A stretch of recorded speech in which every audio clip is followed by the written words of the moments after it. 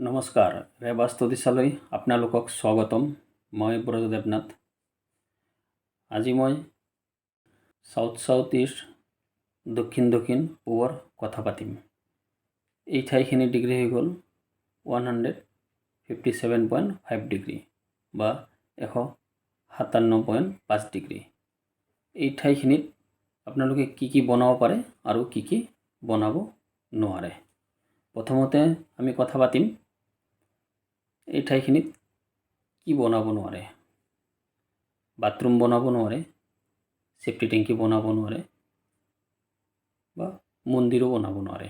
অগ্নিৰ ঠাই যিহেতু, যেতিয়া আপুনি বাথৰুম বনাব, পানীটো যেতিয়া লৈ আনিব, অগ্নিটো বেয়া হৈ যাব। এইখিনি ঠাইত আপোনালোকে কি বনাব পাৰিব? প্ৰথমতে অগ্নিৰ ঠাই যিহেতু, সেইকাৰণে আমি পাকঘৰ বনাই দিব পাৰোঁ। যিহেতু অগ্নিৰ পৰা ওচৰতে, বেছি দূৰত নহয়। অগ্নিটো আমাৰ যেতিয়া খুব বেছিকৈ জ্বলে, তেতিয়া অলপ দূৰত আহিলে গৰমটো অলপ কম অনুভৱ হয়, কিন্তু সিমান কম অনুভৱ নহয়। সেইকাৰণে সাউথ ইষ্ট দক্ষিণ পূব ঠাই যিহেতু অগ্নিৰ কোণে ধৰোঁ আমি ওচৰা-ওচৰি, সেইখিনিত আপুনি পাকঘৰ ধুনীয়া বনাই দিব পাৰে। আৰু আপোনালোকে বেডৰুমো বনাব পাৰে। বেডৰুমটো যেতিয়া বনাব, বেডটো দক্ষিণৰ ওচৰা-ওচৰি ৰাখিলে বেছি ভাল। যিকোনো মানুহৰ কাৰণে উপযোগী, বয়সস্থ মানুহ হওক বা বাচ্চা, যি ধৰণৰ মানুহক তাতে শুব পাৰে।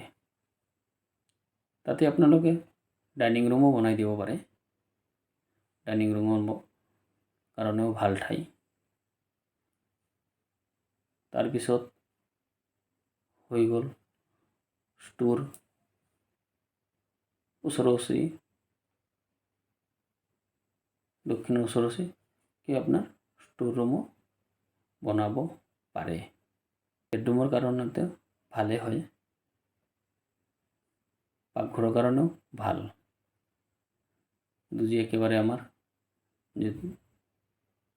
ইফালে অগ্নিকোণ কাটা থাকে, সাউথ ইষ্ট যদি আমাৰ ঠাই থাকে, তেতিয়াহ'লে আমি সাউথ ইষ্টত পাকঘৰ বনাই দিব পাৰোঁ।